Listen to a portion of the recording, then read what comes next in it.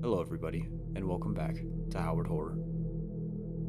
Viewer discretion is advised for this video, as today we will talk about the horrific true story of one of the most evil and sick people to walk the earth. For his crimes, he would come to be known as the Gray Man, the Werewolf of Westria, the Brooklyn Nightmare, the Moon Maniac, and the Boogeyman. That's right, we are talking about Hamilton Howard, also known as Albert Fish. Albert Fish was known for being one of the most vile pedophiles, serial child killers, and cannibals of all time. After his capture, he admitted to molesting more than 400 children, and torturing and killing several of them, though it wasn't known if his statement was true. Fish was a small, gentle-looking man who appeared kind and trusting, yet once alone with his victims, the monster inside him was unleashed, a monster so perverse and cruel that his crimes seem unbelievable. He eventually was executed, and according to the rumors, turned his execution into a fantasy of pleasure. Fish was born on May 19th, 1870, in Washington, D.C., to a Randall and Ellen Fish. His family had a long history of mental illness. His uncle was diagnosed with mania, his brother was sent to a state mental institution, and his sister was diagnosed with a mental affliction.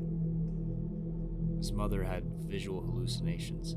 3 other relatives were diagnosed with mental illness.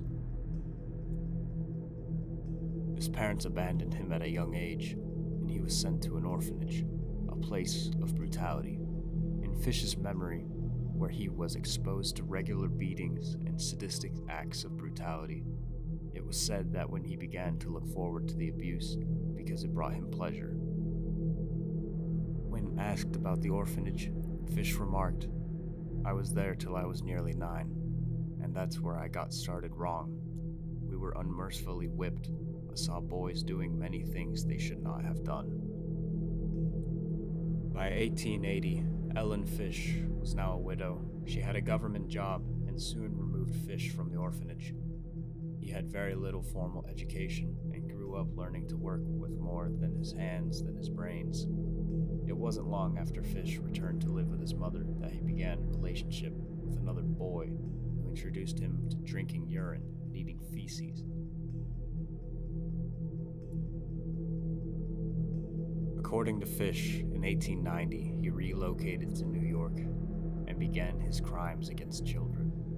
He made money working as a prostitute and started to molest boys. He lured children from their homes, tortured them in various ways. His favorite was using a paddle laced with sharp nails, and then he raped them. As time went on, his sexual fantasies with children grew more fiendish and bizarre, often ending in murdering and cannibalizing them. In 1898, he married and fathered 6 children. The kids led average lives until 1917, when Fish's wife ran off with another man. At the time, they recalled Fish occasionally asking them to participate in sadomasochistic games.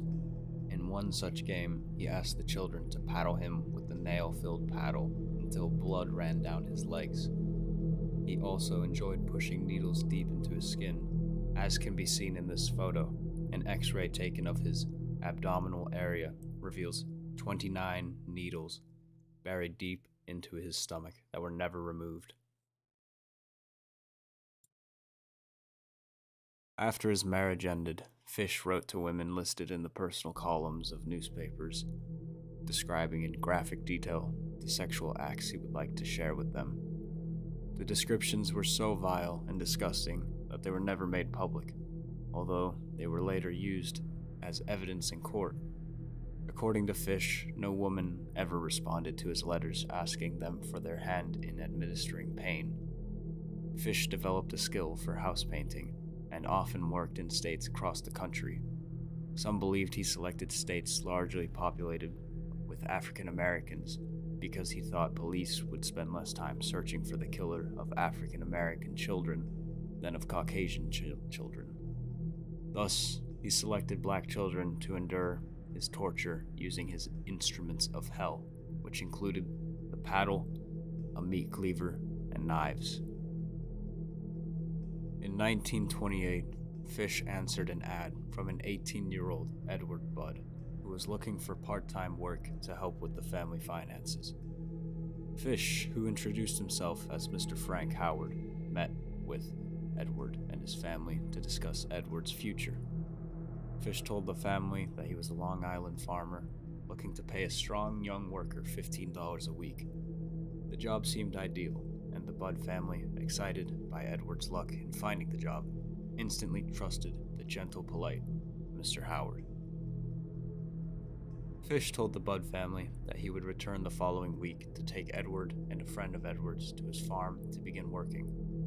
Fish failed to appear on the day promised, but sent a telegram apologizing and setting a new date to meet with the boys. When Fish arrived on June 4th, as promised, he came bearing gifts for all the Budd children and visited with the family over lunch. To the Budds, Mr. Howard seemed like a typical loving grandfather. After lunch, Fish explained that he had to attend a children's birthday party at his sister's home and would later return to pick up Eddie and his friend. He then suggested that the Budds allowed him to take their oldest daughter, 10-year-old Grace, to the party.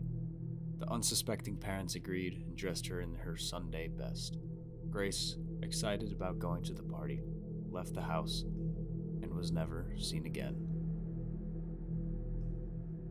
The investigation into Grace's disappearance went on for 6 years before detectives received a substantial break in the case.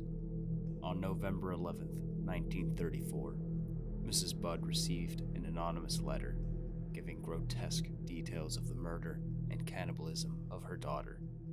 The writer tortured Mrs. Budd with details about the empty house her daughter was taken to in Worcester, New York, how she was stripped of her clothing, strangled, and cut into pieces, cooked and eaten, as if to provide solace to Miss Budd.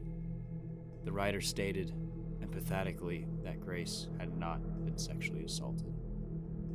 Tracing the paper the letter was written on eventually led police to a flop house where Fish was living. Fish was arrested and immediately confessed to killing Grace and other children. Fish, smiling as he described the grisly details of tortures and murders, appeared to the detectives as the devil himself. On March 11th, 1935, Fish's trial began, and he pleaded innocent by reason of insanity.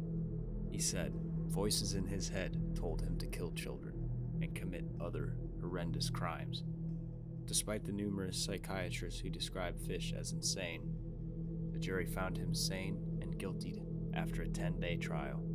He was sentenced to die by electrocution.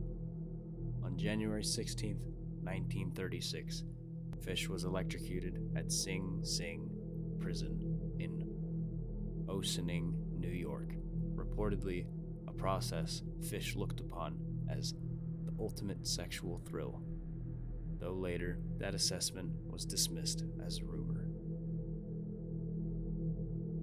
That's going to be it for today's video. I hope you were able to enjoy, despite the disturbing material.